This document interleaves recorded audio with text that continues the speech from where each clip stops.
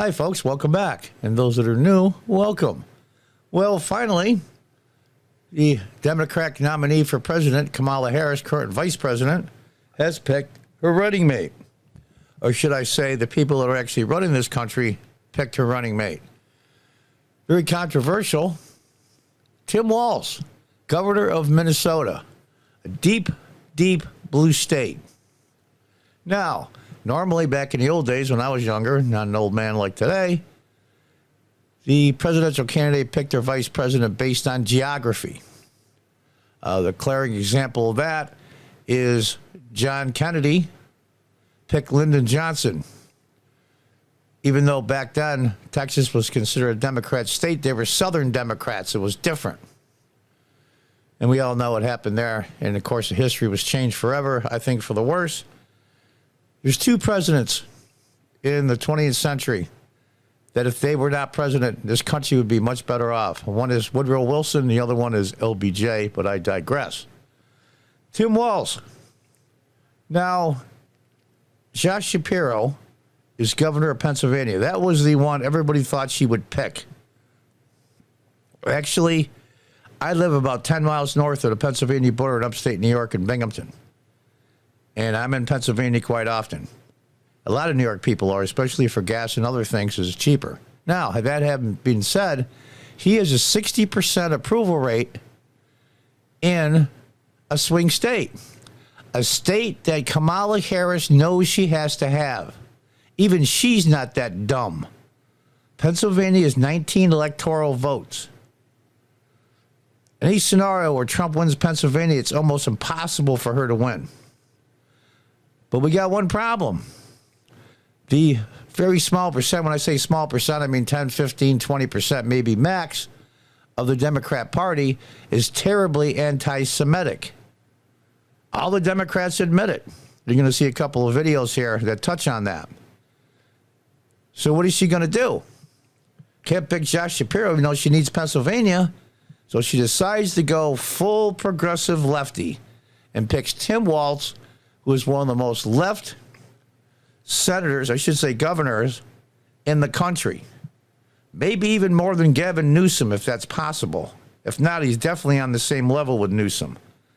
And let's watch a couple of videos here that from AOC, a Democrat and a Republican, and there, even Van Jones from CNN admits that their party has some anti-Semitism issues, but we're going to have to work on it.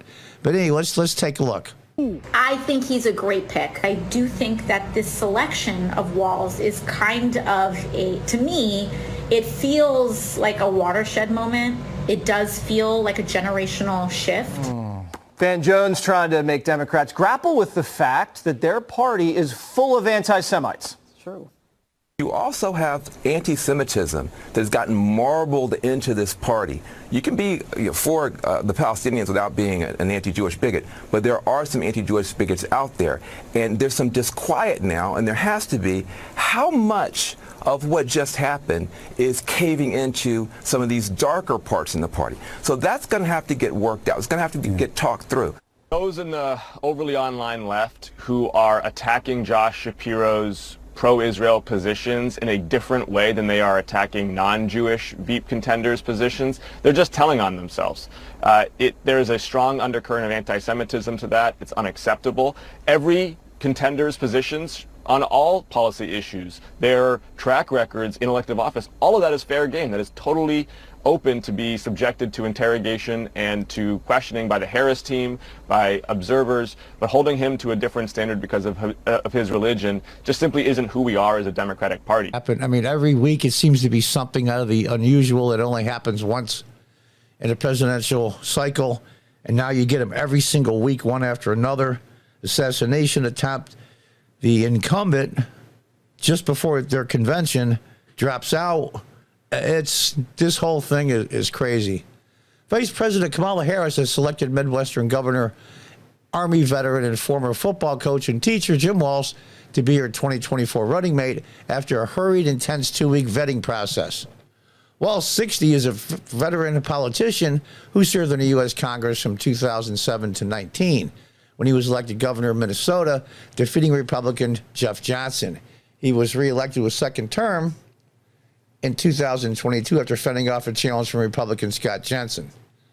Now, progressives have praised Walz's strong support for unions and a record of accomplishments as governor, which includes codifying abortion rights into the state constitution. That's their prerogative. Enacting universal free school breakfasts and lunches for students. That makes no sense, spending government money on breakfasts and lunches for kids whose families are well off. That makes no sense to me, but he didn't ask me what I thought. Regardless of income, and making Minnesota a refuge for children seeking transgender medical procedures. Can't go into that too much because this website won't allow it. The strong progressive record of Walz's plain-spoken demeanor reportedly thrilled the Harris campaign. This is very similar to Obama's strategy. I should say President Obama. I mean, they do that to Trump, so I have to be respectful. President Obama's thing that I'm a radical lefty and non-white. So I'm going to pick an older white guy. And he picked Joe Biden because Joe Biden was considered a moderate. Joe Biden still is a moderate, by the way. It's just his progressive left have taken over the party. So he picks soft-spoken Governor Walz. It's very similar strategy, but the problem is they are both the same ideology-wise. In fact, Kamala Harris was named the most left-leaning progressive senator in the U.S. Senate at the time. She picks a running mate that's just as far left as her, is not, maybe even farther. As you saw from AOC is delighted. If AOC is delighted that he's the candidate, you know something's seriously wrong. He was arrested in 1995 for a DUI. You know, those things I'll take with a grain of salt. I mean, he might have had a couple of cocktails at dinner, and he's in the wrong place at the wrong time, and, you know, he's going 96 and a 55. Well, that will do it if he had a couple of drinks in you, but, you know, he was not drunk and blamed a misunderstanding with police and Walz's deafness. I don't know if he's deaf or not, which governor then campaign manager said has since been surgically corrected. I don't know a lot about it. I know a lot about Minnesota. I know it's a beautiful place, and I'm surprised with their history of many, many German immigrants, legal immigrants, with their work ethic and the way they look at things, the old German school Protestant, that they turned so left, but that's another story for another time. He was initially charged with driving under the influence, and he pled guilty to a single count of reckless driving. Okay, I can think that's a big deal. This is a big deal. You remember, where's Minneapolis? It's in Minnesota. And hundreds of buildings. I don't know how many people died. Dozens, I think, in the riots in 2020, the BLM riots. Walz's critics say his handling of the Minneapolis riots after the 2020 killing of George Floyd was a failure and low point in his first term as governor. He's been a disaster for Minnesota and by far the most partisan governor that I can remember having, GOP chairman in Minnesota told Fox News. Yeah. It's amazing to me. Walz deployed the National Guard to stop the violence when it included the torching of a police station, but GOP lawmakers have said both the governor and Minneapolis Mayor Jacob Frey were too slow to act because they were getting so much criticism. By the damage was done. They gave up a police precinct by the order of the governor. It's, unbelievable. You can read the rest of the article here. I'm not going to go through the whole thing. As a result of delayed action, hundreds of businesses across Minneapolis and St. Paul were devastated by the destruction and had to ask their local government for help recovering. On top of that, what they lost during the pandemic-related closings. Yeah, double hit. That's one of the reasons why I had to sell my business. The local Citizen Action of New York, about a half a block from my store, lucky me, put the pressure on because of my political beliefs and had a semi-boycott of my store. And then COVID came, and that was the last straw, and I had to sell my store in March of 2021. So I know what that's like. It's amazing to me. This guy is so far left, it's unbelievable. What did he say the other day? Just recently, a week or two ago. Some people's socialism is some people's neighborliness. I mean, you got to be kidding me. Oh, God. He set up a hotline to report residents, a snitch line. I mean, come on. A line to report your neighbors for going against the lockdown mandates. So if you wanted to walk your dog in the park with nobody around, everybody's got a cell phone, practically everybody, and they can just call the snitch line and say, hey, there's a guy in the park walking his dog all by himself. That's Soviet Union tactics. Unbelievable. They asked Walz to please take down the hotline in a post after it was established, called the move unnecessary. It's unbelievable. Unbelievable. It's really incredible. Here's a good one here. Federal prosecutors charged 70 people with defrauding federal food stamp programs that funded meals for kids during the pandemic out of the $250 million on Walz's watch. Yeah, bags of cash. Oh, God. Pandemic relief fraud investigation. You can go on and read that. Failed to act on the warning signs. When you're governor, you're basically the president of that state. And anything that goes wrong that you don't either address or try to fix is on your head. It's one of the country's largest pandemic fraud cases. And, Walz came under fire from city attorney Mary Moriarty earlier this year for his comments on a police shooting handled by her office. You don't make comments on ongoing investigations. That's standard procedure. I used to be a city council member in upstate New York here for 8 years in the early 2000s, 2000 to 2007. And there's been incidents. I don't think anybody died when I was a councilman, but you don't make comments on ongoing cases. Oh, unbelievable. He inserted himself into the case. That's the thing you don't want to do. It's like in the old days, reporters, real reporters, they wanted to report what was going on. They wanted to write the stories. The reporters did not want to become the story as they do today. Oh, God. He interfered in cases because he's very left-leaning. It's just incredible. And you can read it. I'll scroll through it slowly. You can stop the video. So there you have it. There's a whole bunch of other stuff. I don't want to go too much into the trans stuff because this website has me under their thumb already pretty bad.